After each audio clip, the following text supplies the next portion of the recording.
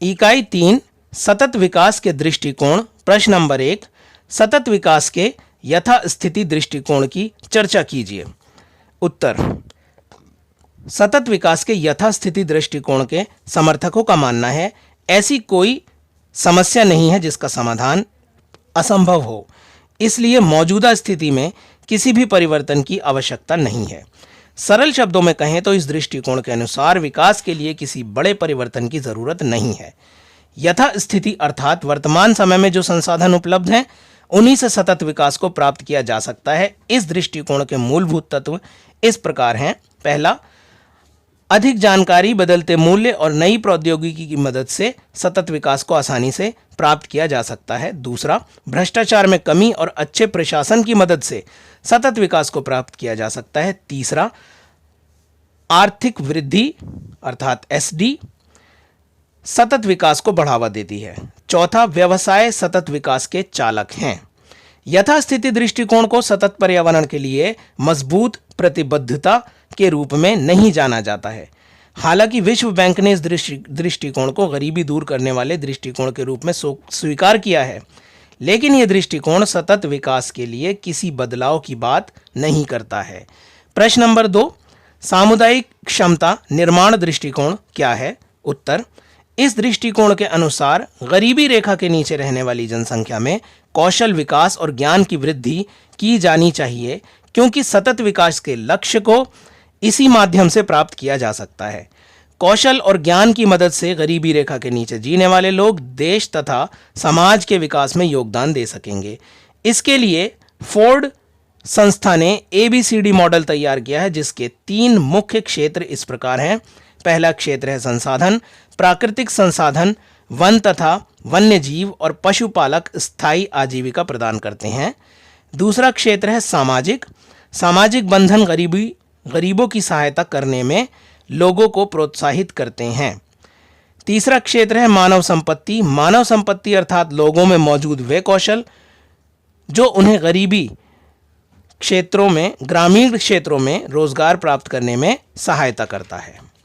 इस मॉडल के अंतर्गत कई कार्यक्रम सफलतापूर्वक चलाए गए हैं, जिससे न केवल सततता को बढ़ावा मिलता है बल्कि गरीबों को भी सहायता मिलती है। उदाहरण के लिए गरीबों को सड़क से खाली डिब्बे और प्लास्टिक की बोतलें लाने के लिए पैसा दिया जाता है।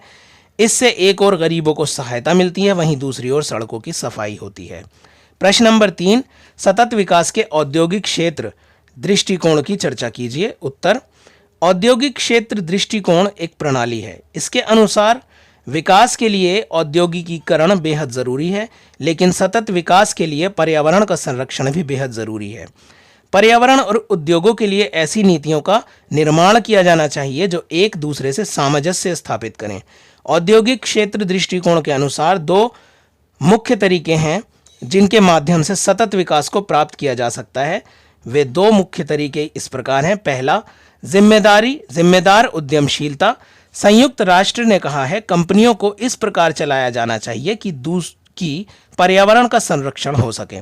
विश्व भर में विभिन्न कंपनियों ने इस जिम्मेदारी को समझा और इसके अनुसार रणनीतियां तैयार की। दूसरा, पर्यावरण दक्षता। पर्यावरण दक्षता अर्थात ऐसे कार्यों को करना जो पर्यावरण के संरक्षण में सहायता करें। नवीकरणीय संसाधनों का प्रयोग, कचरे को कम करना आदि इसके उदाहरण हैं। इसके परिणाम स्वरूप वस्तुओं और सेवाओं के उत्पादन में भी वृद्धि हुई है। प्रश्न नंबर 4, एकीकृत प्रणाली दृष्टिकोण के बारे में बताइए। उत्तर, सतत विकास को प्राप्त करने के लिए नीतियों और योजनाओं को अपनाना तथा पर्यावरण, सामाजिक और आर्थिक आयामों को एकीकृत करना एकीकृत प्रणाली दृष्टिकोण कहलाता है। संयुक्त राष्ट्र में आर्थिक और सामाजिक मामलों की प्रकाशित रिपोर्ट में कहा है, अधिकतर राष्ट्र आर्थिक विकास और गरीबी को कम करने पर ध्यान केंद्रित करते हैं। पर्यावरण और सतत विकास के मुद्दों की जटिलता के कारण इन पर ध्यान कम दिया जाता है। इसलिए पर्यावरण, सामाजिक और आर्थिक मुद्दों को एक एक करके उन पर कार्य करने की आवश्यकता है। उदाहरण के लिए पानी, ऊर्जा और पर्यावरण प्रणाली तथा भविष्य में उनके पर्यावरण पर पड़ने वाले प्रभाव। जब तक पारंपरिक तरीकों में परिवर्तन नहीं होता है तब तक सतत विकास लक्ष्यों को 2030 के आसपास प्राप्त करना कठिन है। संयुक्त राष्ट्र द्वारा पारंपरिक तरीकों में परिवर्तन के लिए निश्चित क्षेत्र नियम तय किए गए हैं जो इस प्रकार हैं। पहला, सहायक राजनीतिक प्रणाली। दूसरा, प्रभावी नियोजन एजेंसियां। तीसरा, जानकारी तक पहुंच। चौथा, मजबूत संयुक्त राष्ट्र प्रणाली। पांचवा, निरंतर समन्वय। छठा, मीडिया और नागरिक समाज के लिए दक्षता निर्धारण। सातवां, बहुपार्श्व यानी मल्टीलेटरल। और आठवां, स्कूलों में शिक्षा। प्रश्न नंबर 5, मानव विकास दृष्टिकोण पर प्रकाश डालिए। उत्तर, मानव विकास का मतलब है मानव यानी लोगों के कल्याण और भले के लिए किए गए कार्य। ये एक प्रक्रिया है जिसमें लोगों के जीवन स्तर को ऊंचा किया जाता है और उन्हें शिक्षित किया जाता है। इसमें प्रत्येक व्यक्ति के सामने उपलब्ध विकल्पों का विस्तार किया जाता है, अर्थात ऐसी परिस्थितियां लाई जाती हैं कि देश में रहने वाले प्रत्येक व्यक्ति के सामने अपनी आवश्यकताओं को पूरा करने के लिए अनेक विकल्प होते हैं। इसका अर्थ ये भी है कि वे केवल कुछ साधनों पर ही निर्भर नहीं रहते हैं। वर्ल्ड हैप्पीनेस रिपोर्ट WHR में व्यक्तियों के कल्याण को मापा जाता है तथा उसको समझने का प्रयास किया जाता है। इस रिपोर्ट में 150 से अधिक देशों में जीवन की गुणवत्ता का पता लगाने के लिए लोगों के जीवन की संतुष्टि का सर्वेक्षण किया जाता है। वर्ल्ड हैप्पीनेस रिपोर्ट WHR ने निम्नलिखित बिंदुओं पर ध्यान केंद्रित किया। पहला, शहरी खुशी, अर्बन हैप्पीनेस। दूसरा, खुशी बहाल करने के लिए सामाजिक वातावरण, सोशल एनवायरनमेंट फॉर हैप्पीनेस। तीसरा, सतत प्राकृतिक पर्यावरण, सस्टेनेबल नेचुरल डेवलपमेंट। और चौथा, सतत विकास और मानव कल्याण, sustainable development and human well being. प्रश्न नंबर 6, उद्योगों के लिए पर्यावरण प्रबंधन के सिद्धांतों की चर्चा कीजिए। उत्तर, सुधारों को आगे बढ़ाने और सतत विकास का समर्थन करने के लिए पर्यावरण प्रबंधन के सिद्धांतों को आधार बनाया जाता है। इन सिद्धांतों का संक्षिप्त परिचय निम्नलिखित है। पहला सिद्धांत है कॉरपोरेट प्राथमिकता। सामूहिक क्षेत्रों की नीतियों, कार्यक्रमों और कार्यों के संचालन को पर्यावरण प्रबंधन के साथ जोड़ा जाना चाहिए। दूसरा सिद्धांत है एकीकृत प्रबंधन। सभी नीतियां और कार्यक्रम प्रबंधन कार्यों का हिस्सा होना चाहिए। तीसरा सिद्धांत है सुधार की प्रक्रिया।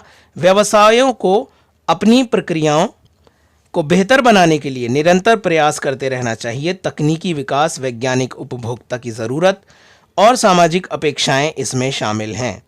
चौथा सिद्धांत है कर्मचारी शिक्षा। कर्मचारियों को शिक्षित, प्रशिक्षित और प्रेरित किया जाना चाहिए। पांचवा सिद्धांत है ग्राहक सलाह।